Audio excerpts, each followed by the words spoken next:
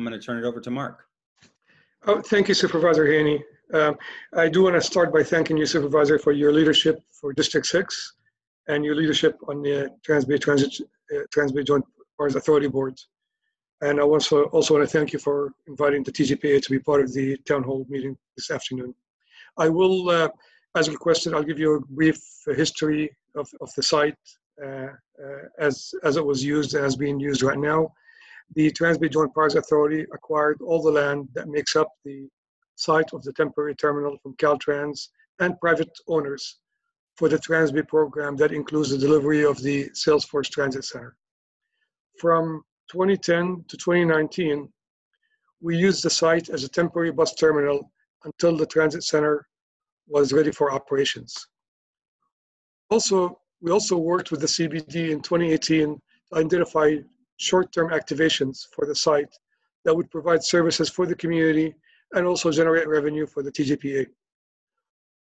We were to lease out the space for a few short-term uses for a filming project earlier this year, but we have yet to be able to identify a viable long-term use for the former temporary terminal or the temporary site. In April of this year, the city asked to lease the space as part of its emergency response to the COVID-19 pandemic. And as requested by the city, the TGP entered into a license agreement for the use of the site. This license agreement is still in effect. However, the city has yet to inform us of any intended use. At the same time, we are anticipating turning over the property to the city's Office of Community Investment and Infrastructure so it can begin the long-planned process for redevelopment of the parcels. This process will progress over the next several months. This is kind of the history of the temporary terminal and the current use. This kind of concludes my remarks.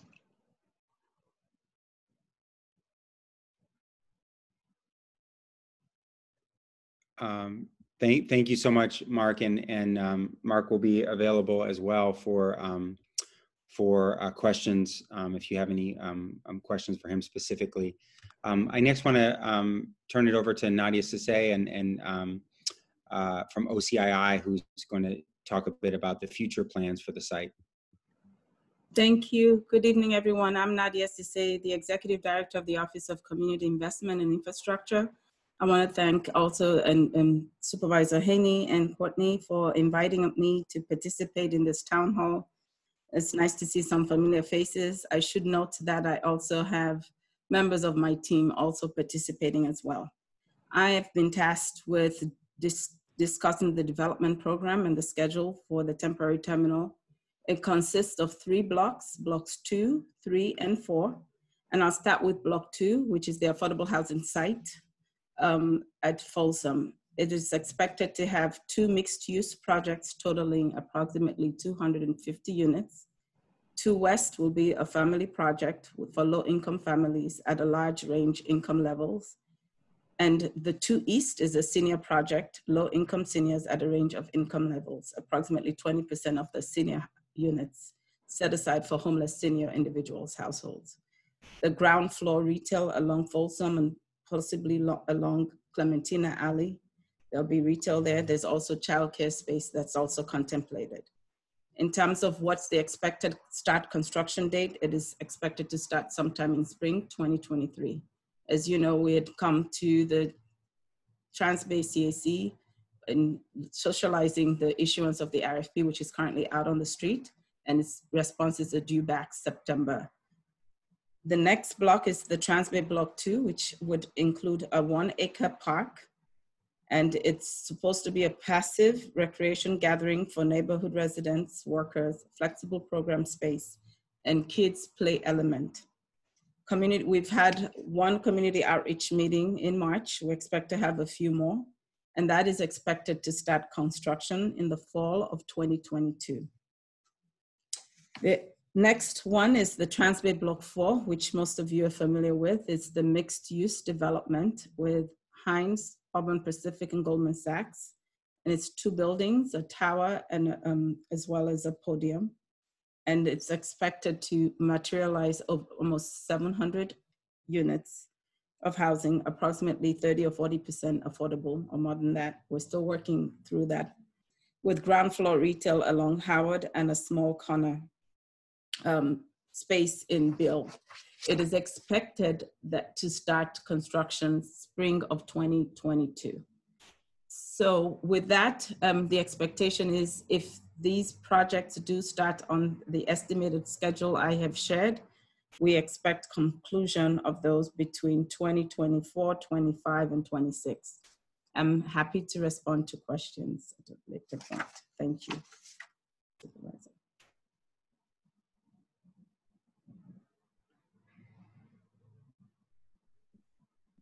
Thank you so much, Nadia, for that and for your work and for that update. I'm now going to turn it over to Andrew Robinson, who's the director of the East Cut CBD, who we partnered with on the survey, and he's going to give an overview of the survey results. Great. Thank you very much, Supervisor Haney, Courtney, Director Zabaneh, and Director Sase. Appreciate you all joining us here tonight. The temporary terminal site, as Director Zabaneh mentioned, has been something that we've been in conversation about for several years, and saw it as a real opportunity to do something in the neighborhood while it continues through its growth and transformation. I want to also say that actually the CBD, before I even get into the survey data, the CBD has been working on a public realm sort of design plan for the last several years. We've had about 3,000 people engaged in that process. And so this survey is an extension of that. And we were really, really pleased to see over 1,000 people respond to the survey. I know that the survey results were just up on the screen. I don't see them anymore, but I actually think I have most of it in my head. I just want to say that we had a really good distribution of folks responding to the survey. We had the bulk of individuals were in the 25 to 54 age range. As you can see on the screen, over 90%, 95% of those identified as a neighbor or resident of the area, with 80% of those in a 2 to 5 mile block radius. So with this sort of survey volume and the density of the tower surrounding the site, I feel like we got a good perspective of those living immediately adjacent to the site. Can also say that, we know that we're in COVID-19, there are many restrictions, public health concerns for good reason. We wanted to just test the attitude and perception of, would you be willing to go to the site if it were activated? 67% of respondents identified feeling somewhat comfortable or very comfortable to go to events at the temp terminal site. And we took that as a positive that people would use it and make good use of it. However, it gets transformed into interim programming. You can go to the next slide.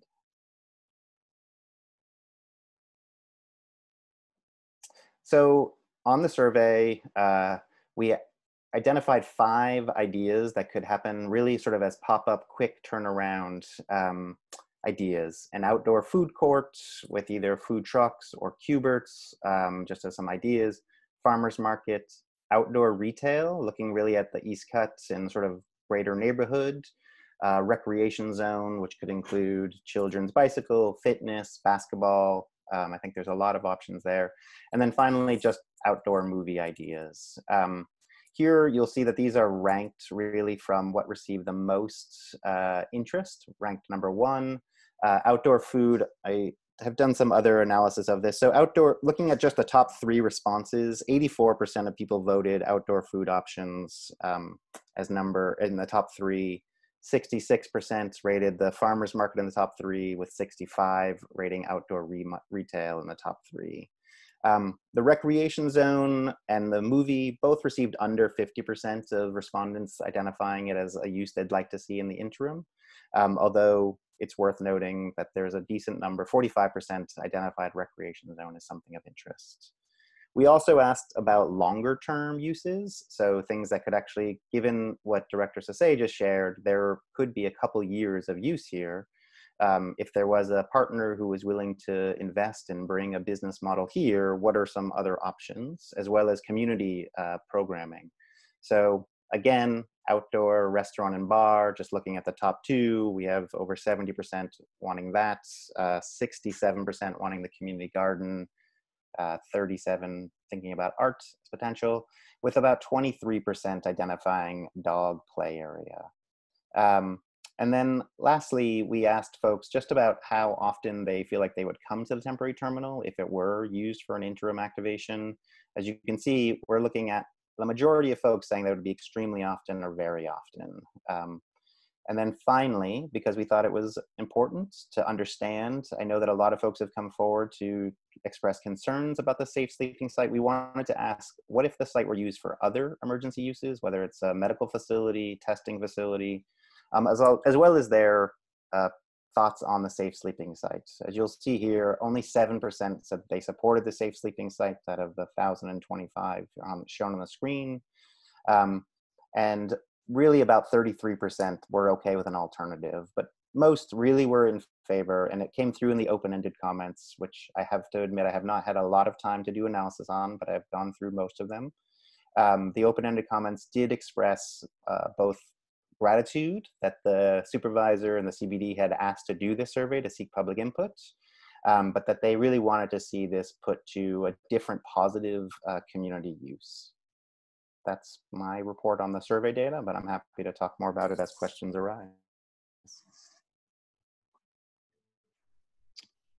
Great, thank you, Andrew. And I do just want to note that over 1,000 people responding to a survey is incredibly impressive, and just shows the amount of interest there is in this conversation, and also the outreach that you and your team did, and the outreach that was done in partnership with the other leaders and buildings in the area. I want to ask Robin Abad from actually from planning, who's going to chat a bit about how different communities are leveraging open space and street space, both in our neighborhoods and across the city. Thank you, Supervisor Haney. This is Robin Abad with the San Francisco Planning Department.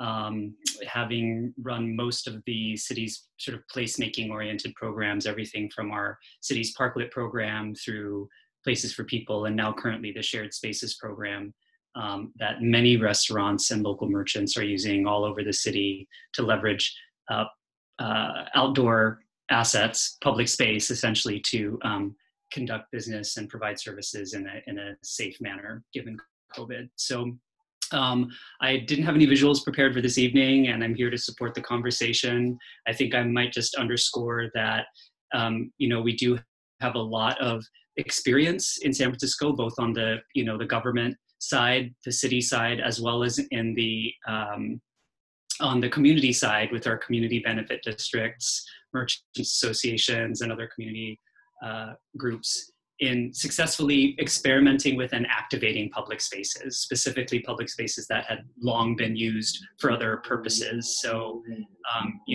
what we have in the temporary Transbay Terminal site, of course, is, a really ideal venue for some of this community-focused, community-serving program that the CBD has, kind of elucidated via their survey, and some of the ideas that have come forth in past years, contemplating how this site might better serve its immediate community.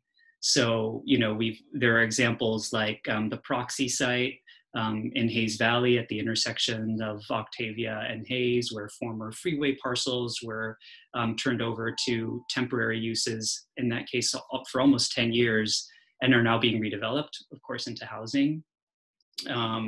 The Giants at, on the southern shore of Mission Creek have activated that site on an, interim basis before the Mission Rock development was underway. There was a very similar program to the one that's proposed here, some, community gathering, food, an outdoor bar and venue for events like movie screenings and the like to take place. And through the City Shared Spaces program, which was just spun up during COVID as a response to the economic duress that our local merchants and local restaurateurs are facing with, with the closure. We're able to use both sidewalks and curbside lanes, and increasingly actually entire roadway closures and surface parking lots for individual merchants or groups of merchants to operate as outdoor kind of dining facilities or venues. Getting those businesses back up and running and operational, getting their employees back into their jobs, and then, of course, adding re-injecting some life into our streets in a safe manner. So, there are many resources. There's a lot of experience around doing this kind of program, and the East Cut CBD as well has had some very successful experiments throughout its district in these kinds of experiments. Beale Street is one example that comes immediately to mind. So just here to offer myself as a resource to the conversation, and excited to keep the conversation moving forward.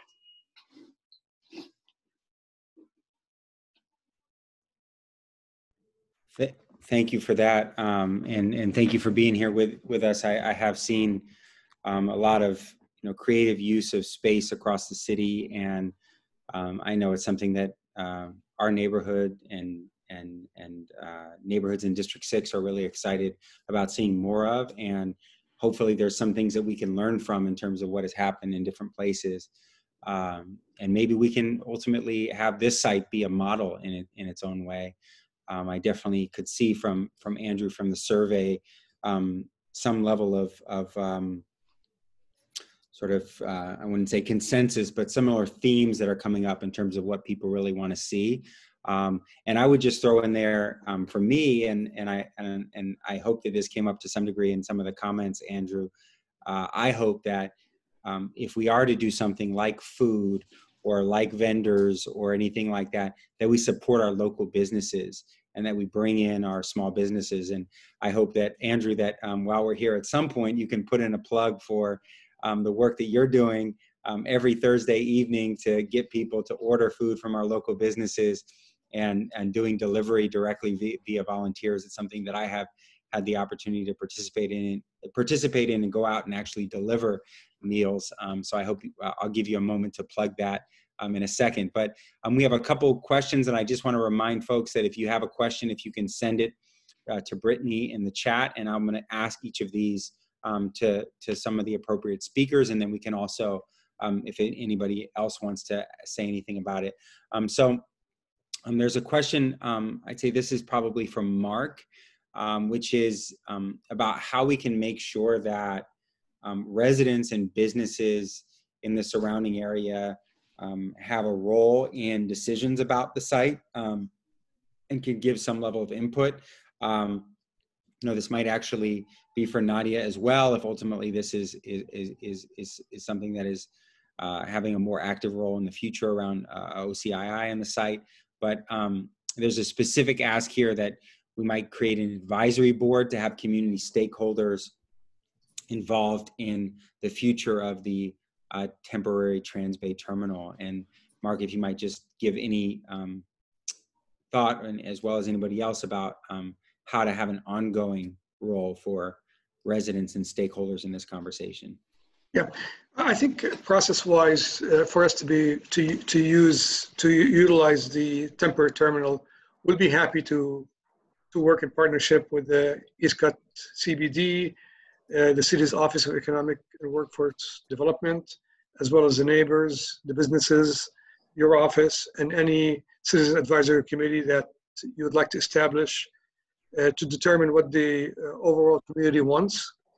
We can look at the needs for the community short-term and maybe mid-term. I say mid-term because Director Sassay mentioned that the use could be available for another couple of years maybe.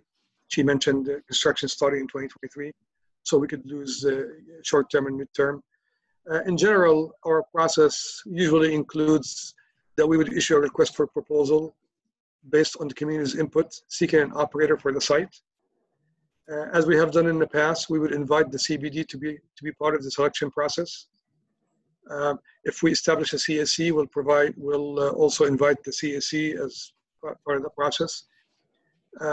In order to host a viable use for the site, the use must be cost neutral or positive cash flow to TJPA. But cost neutral is good enough for us. So this is our standard process, but given the uniqueness of the site and the uniqueness of the situation, I'm definitely open for other alternatives. I do have to preface that the city would have to complete its use of the park or basically let go of the license agreement for us to be able to do that. But I think we could do that also in parallel. We could work with the community, figure out maybe we can issue a request for proposal in parallel while the city determines its use of the facility. They don't have to be one after another. They could work in parallel so that we can maximize the use of the temporary terminal. Thank you for that. And I also just want to mention that there is a Transbay Citizens Advisory Committee. And I know Gloria Lee's involved with that, and others are involved with that, and that is an opportunity to give input, and I would hope that they would be directly engaged in these decisions as well. There were a number of questions about why the city isn't moving forward with the original plan. Why would we come up with another plan instead of moving forward with the park and the original use for all three blocks? How long would an interim use be used for? So that may be Nadia or Mark as well. The map too, which a couple folks asked for the map. There you go. And sorry, Supervisor, can you repeat the question? Sure. So the question was, there's an original plan for the site, and the sense was that an interim use would be, the question is, why do an interim use? Why not just move forward with the park and the original use for all three blocks? My understanding is that, based on what you said, that there's some amount of time in between when this construction would begin. So maybe if you can just clarify a little bit, why are we considering interim use when there is, as your map shows, a plan for the long-term use? What again, if you could reiterate the amount of time that we're talking about here. Yes, happy to do so. Thank you, Supervisor, for repeating the question. It typically takes time to do these things, similar to what the Supervisor suggested in terms of community engagement. We do have a community process to follow. We have just issued an RFP. We have to wait for responses. We have to work through that process, get approvals, and so on. So it's typically what it takes to construct. As you know, the site just became available recently. So it's had to slow down the activity we were going to have in light of the use of the temporary terminal during, the use of the temporary terminal for longer than we had assumed it would be used for. So for that reason, we would like to go as fast as possible, but we still don't have site control. We're working through the approvals to get that. We're working with TJPA as well as Caltrans to get the site. So it's just what it takes to do development in the city. But we're pushing as quickly as possible. That, you know, and we're that even though it sort of looks like, I'm sure to a lot of us, and that all of us are the city, that these are actually different entities, and so TJPA is the current controller of the site, had entered into an agreement with the city with a lease, but ultimately will be turning over the site to OCII. Is that just to reiterate the process here, and that it's going to take a few years until you expect that we would actually break ground on that original plan there. Mm-hmm. And so the question is, what is going to happen from now until then, which I think the date that you gave was spring of 2023. Would that be spring of 2023 when the construction begins? The first will be spring of 2022 for block 4, because they're all sequenced. Got it. And then this, yeah. Got it. Okay, so some of the construction will begin in 2022. We'll begin in 2022 in the spring, and then the fall, the park 2022, and then 2023 for the affordable housing site. Got it. Okay. So the interim use here, we are talking about at the very least from now, potentially now until spring of 2022, which is, you know, still over a year and a half. Correct? Is that? Yeah. Okay. There's a question from Abby. At the last TJPA meeting, Supervisor Haney had asked that this topic be at the next board meeting. This week's meeting was canceled. Will it be on next week's rescheduled meeting? And the answer to that is yes, it will be. And that's August 18th at 10 a.m. There's a question about the short-term immediate. So this is probably from Mark and Nadia, that there's this sort of completely vacant look, chain link fences. What is the sort of timeline and process that might be used, and how long would it take to get something that would happen sooner, and how soon could that happen? And what are some of the things that would need to happen for it to occur? Yeah, I think for the immediate use, we would have to work with the city to see when are they going to make a decision on how and when they want to use the site. Right now, the site is under the city's control. As I mentioned, we entered into a license agreement with the city in April for them to use the site as a emergency response to the COVID-19 pandemic. The city has not indicated yet how they're going to use the site and when they're going to use it. So we would have to figure that part of the puzzle first. And then after that, we can activate the site. But as I mentioned, we can always work in parallel. We can always work with the community, determine what the best use for the temporary terminal is. If issuing a request for proposal is the best and easiest path, we could do that contingent on the city's release of the parcel on a particular date. Got it. Okay. So I think that the sense here is that obviously folks want to see things move quickly, and understanding how quickly things can happen, I think is a theme from some of the points and questions that came up. There's a question, and this is maybe for Robin.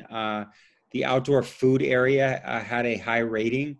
How are other sites planning for winter weather, particularly rain, as we're thinking about potentially moving forward with some of these uses in the next couple months? We're in our summer, August, September, but October, November, December may be a different experience.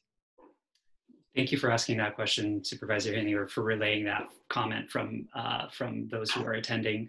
So we want to be able to continue to allow, obviously, outdoor, a public realm for restaurant uses, but at the same time, we're constrained by current health directives, which, for example, will not allow any structure that has more than one roof and a wall.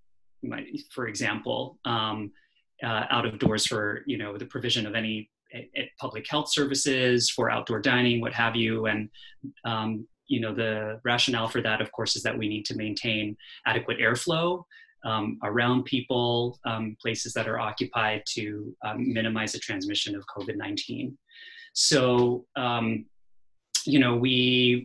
there might be a chance that health directives that flow from the state and our county health authority, may modify that requirement. But for the moment,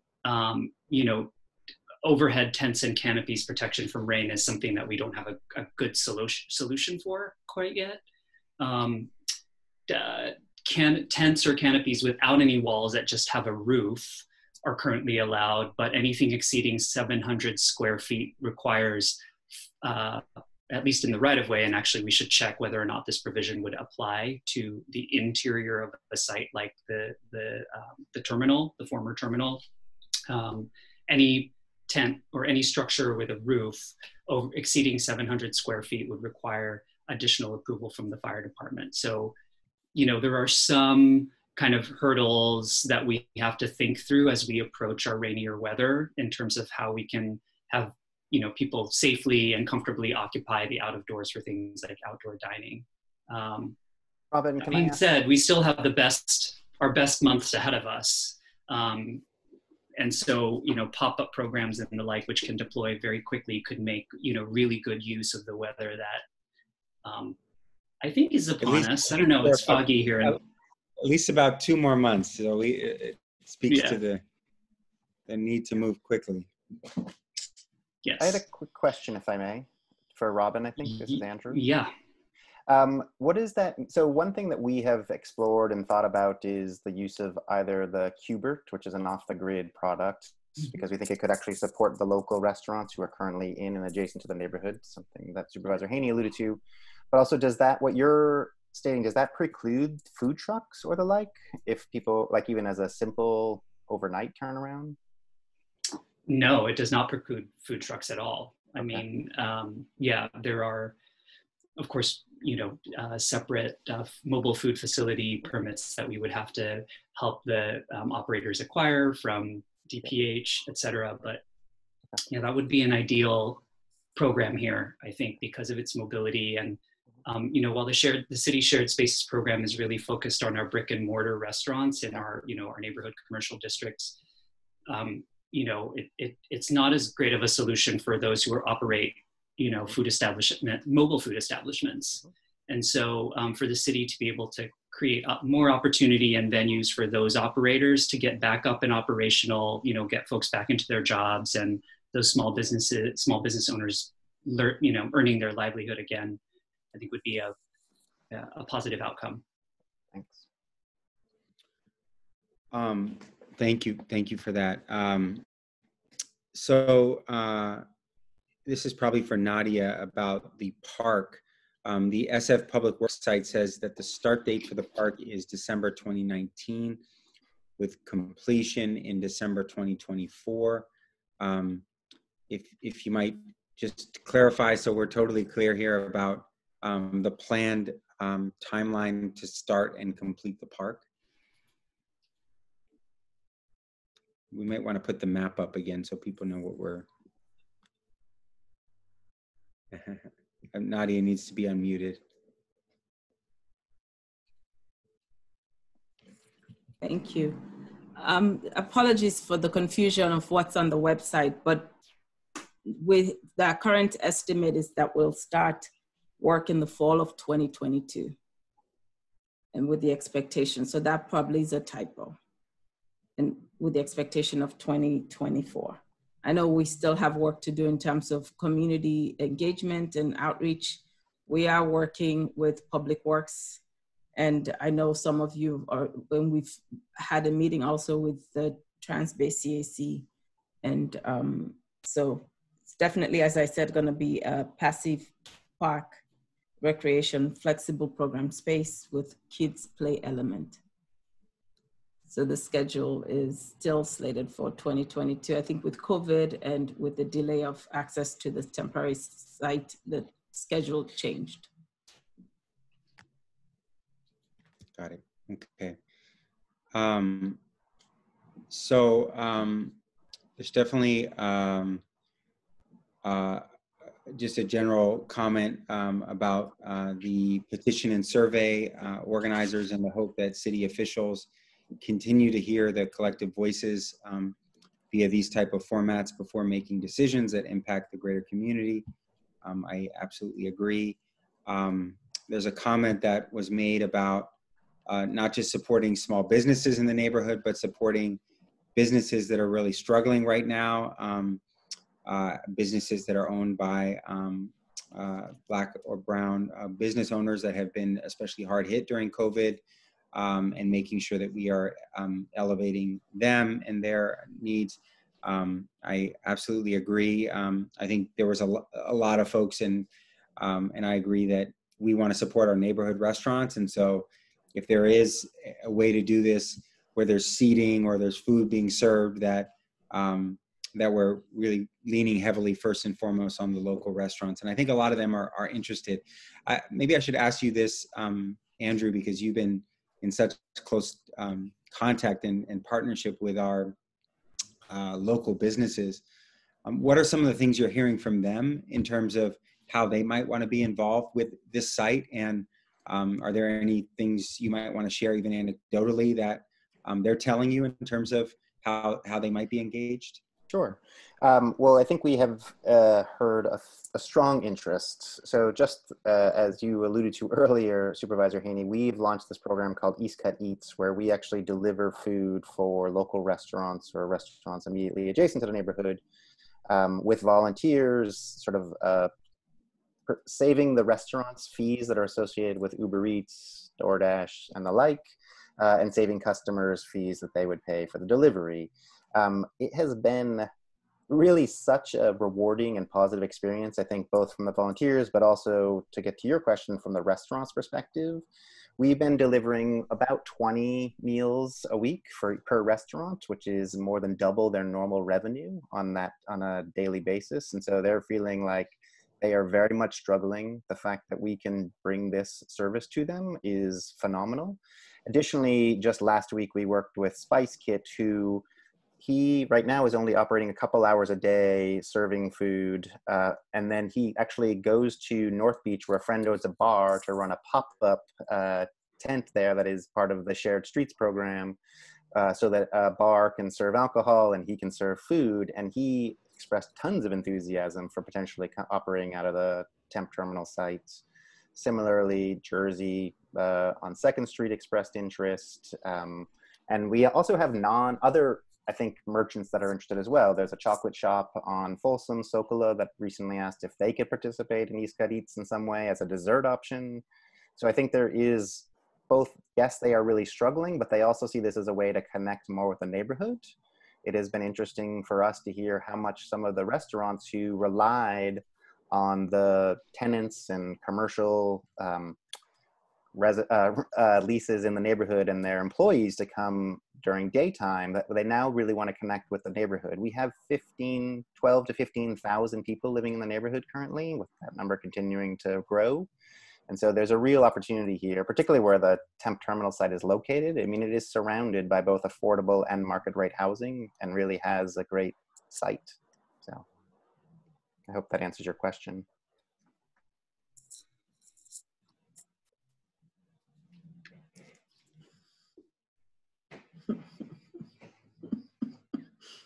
Unmute Supervisor Haney, Courtney. Sorry, I should just keep myself off of mute the whole time. For Mark, does the TJPA have the ability to amend the lease? And if you might just clarify a little bit about the process itself with the lease.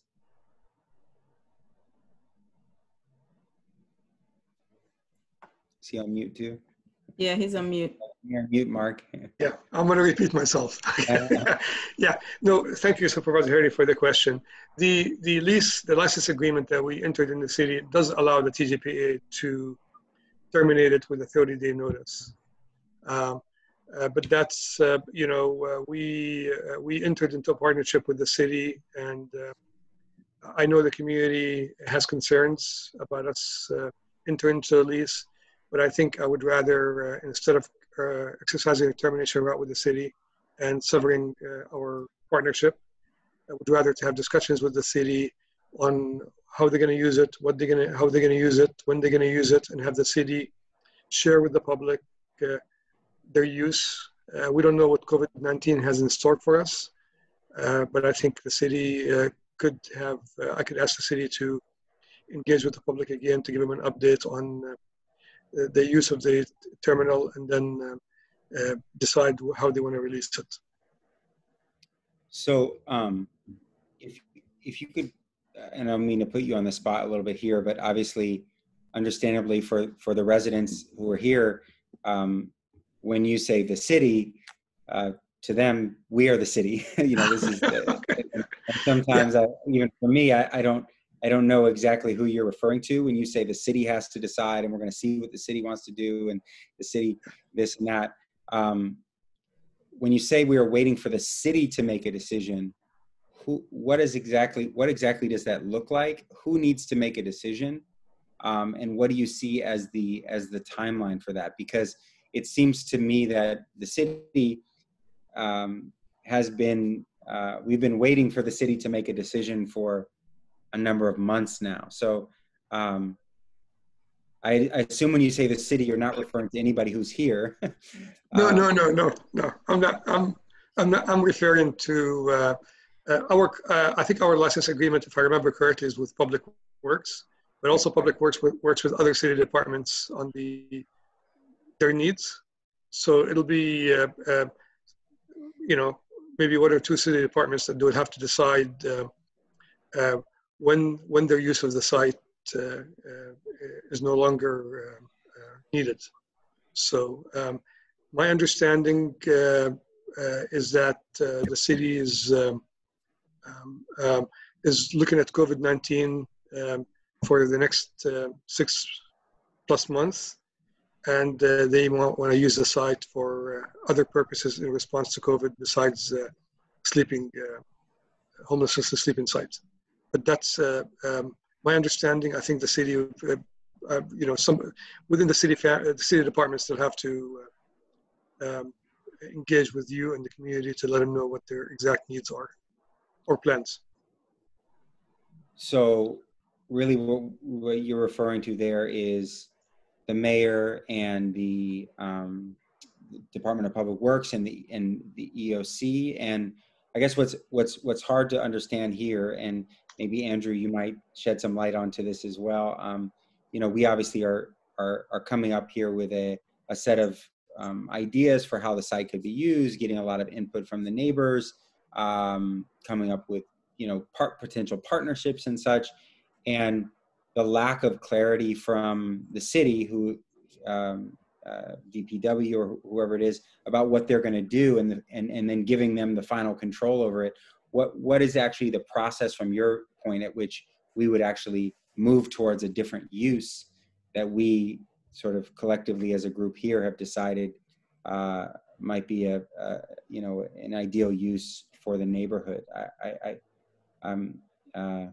Now I'm a little, I guess, a little confused now as to what the process is here.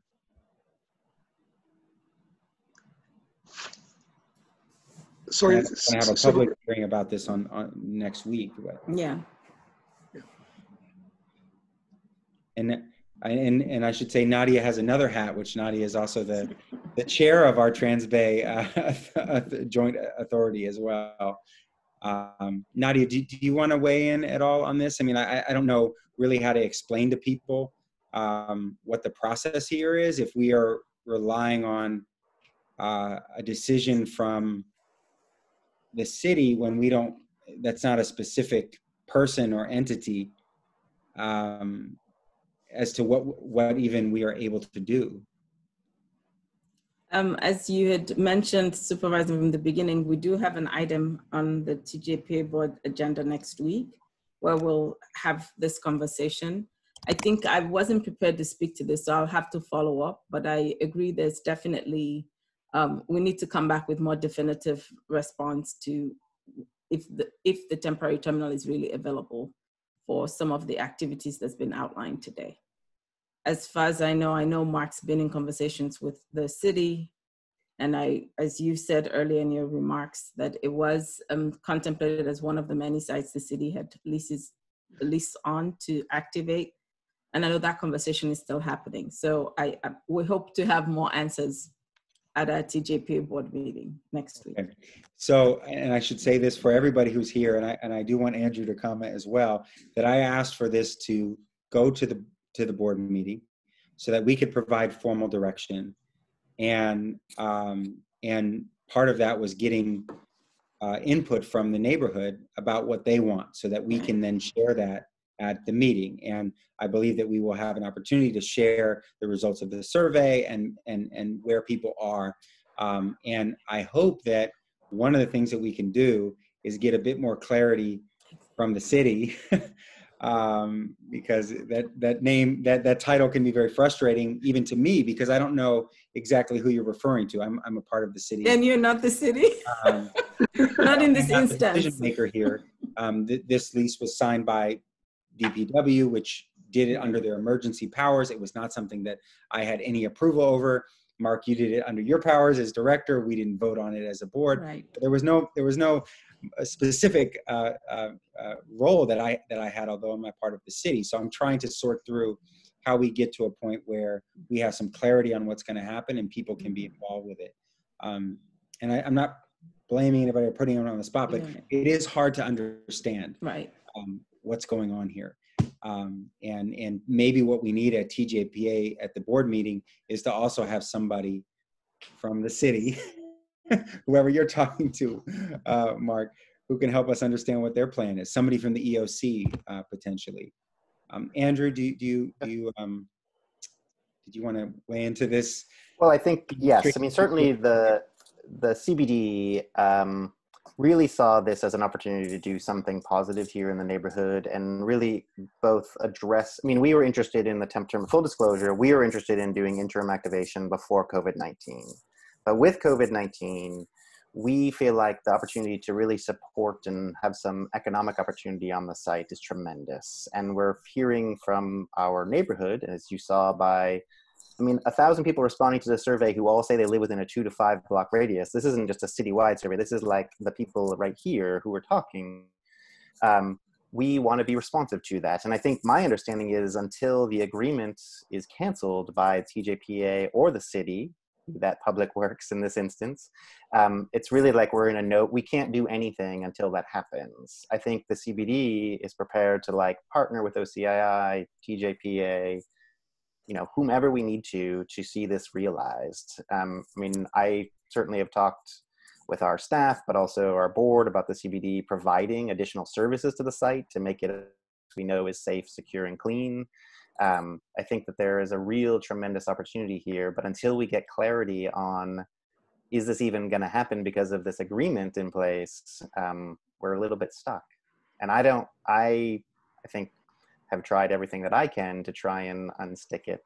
And I look forward to the conversation at the board meeting, quite honestly, to share some of what I've heard. Supervisor, if you don't mind, if I could add, I think while we're having the conversation with the city, we'll define the city. For me, I work through, my conversations is with Public Works, but I know Public Works talks to many other city departments. It's not just them. So, but I think we can definitely move in parallel. We can continue our surveys. We can figure out what the community wants, and we can partner with the CBD and we can form a citizen advisory committee on how the site should be used in parallel as we discuss with the city on when they think they can release the site. I don't think we have to wait for that decision. It is a license agreement. It's temporary. So it's a matter of time before the city decides whether they want to use it or not, how they're going to use it or release it. So I think just not to lose time, I think I would advocate that we work in parallel. Yeah, well, I appreciate that. And I hope that we can get some more clarity and transparency about how these decisions are made. And I will do my best also to be able to be as clear as possible when we have this meeting next week, because it feels, you know, hard for people to understand who to hold accountable, who are the decision makers, what the timeline and the process is. You know, really important information and feedback from people about what they want to see happen. And that should, you know, that as Andrew said, that's from people who live in the immediate area. And I want that to be treated with a lot of, you know, respect and deference. And my understanding is, and maybe somebody from the city can come to the meeting on I certainly will ask for that on August 18th, because my understanding is that they don't have any plans for the safe sleeping site at this point, but that they would like to keep it open because they may potentially need it for another use, like a testing site or loading or unloading or those kind of things. But part of what we wanted to do by coming forward with this survey and this conversation is say, well, here are some other options and here's the sense of the neighborhood. And these things are also important. And I want to underscore something. The fact that all over the city, we are devoting so much time and energy to creating these shared spaces for people to be able to go out and eat and do so safely and walk around. This is also a city priority and a city focus. And so it's not like there's the, only the testing sites, of which there are other options as well, or nothing else that's important to the city right now. We are putting a lot of energy and time and effort and energy and resources into creating spaces that are safe for people to be around each other, to eat, to gather safely, to exercise, et cetera, to support small businesses. And so it's also a city priority. And so I don't want to act as though it's not something that's important. We sort of went off on a thing there, but does any of the other speakers want to weigh in further on just kind of this topic? I know some of the residents are saying in the comment that they're in distressed lack of account transparency around how these decisions are being made. And again, not to put anybody on the spot, but I would have to echo that. I think even as their representative, it's hard for me to understand what is happening and how these decisions are being made.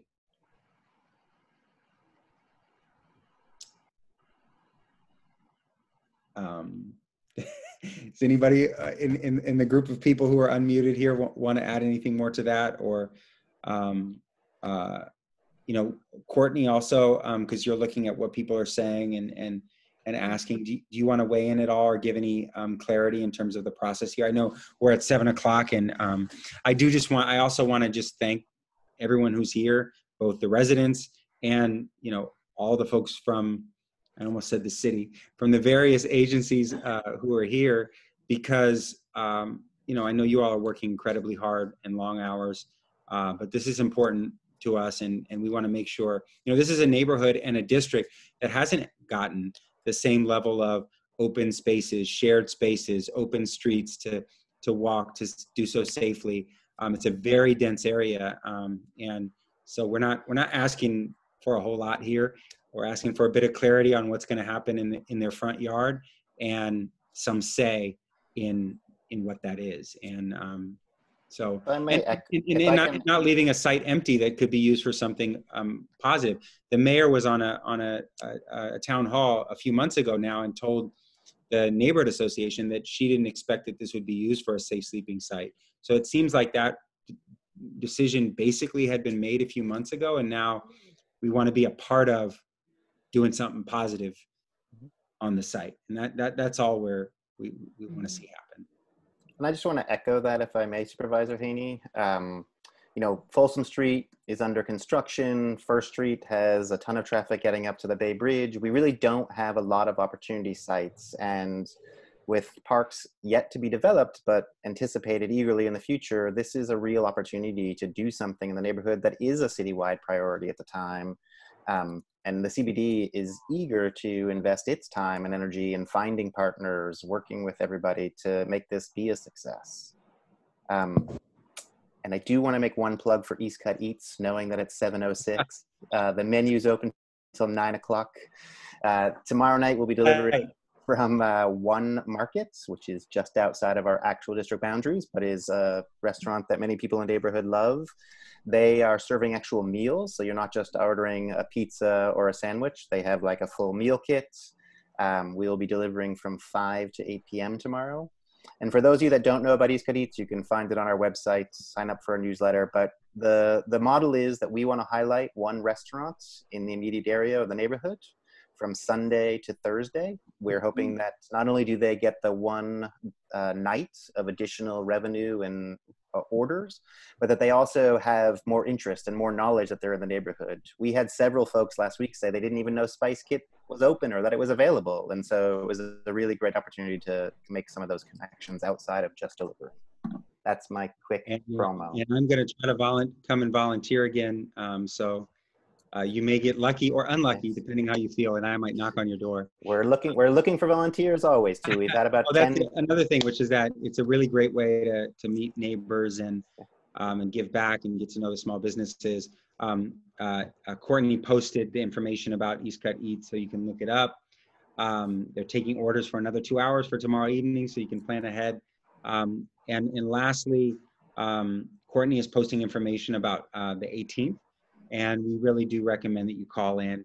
One thing that I hope that we can collectively commit to with Mark and Nadia to try to, to the greatest extent possible, give as much clarity as we can about what's going to happen, the process, the timeline, et cetera, the role of the city and who that is, and what their process is. If it's the EOC or it's DPW, or if it's the mayor, what are their considerations that they have? What are they looking into? And would it make a difference if this neighborhood really had a great idea about how to meet another need that we have, which is different, but also very important, which is making sure that, for the families and communities and dense residential neighborhoods here, that they have a little bit of space, and that we activate this area in a positive way, not just in the short term, but for potentially up to a year or two. And there may be other uses that the city is, and we'd like to know what those are, and I think people would like to have a voice in them, or people understand that if there's a need for a testing site, whatever it is that, but there's a conversation about that should happen. And I think that's only fair. But my sense right now is that there is no immediate plan to use it in another way. And so it is helpful and effective and important for this neighborhood to come together and weigh in and say, this is what we'd like to see. Similar to what has happened all over the city with shared streets and shared spaces. So with that, thank you all so much for your time. We look forward to hearing from many of you next week at the meeting. Please reach out to me or Courtney, to Andrew, Mark and Nadia, and Robin. Thank you so much for your time. And to all the residents, it's great to see you all. We're available to you, for anything that you need. And September 2nd is going to be the town hall that we have, which is going to focus more on the neighborhood response as it relates to homelessness and sort of broader needs that the neighborhood has. So thank you. Thanks for your time. Appreciate it. Thank you, Matt. Supervisor. Very much. Thank you to everybody who participated. I appreciate you taking the time.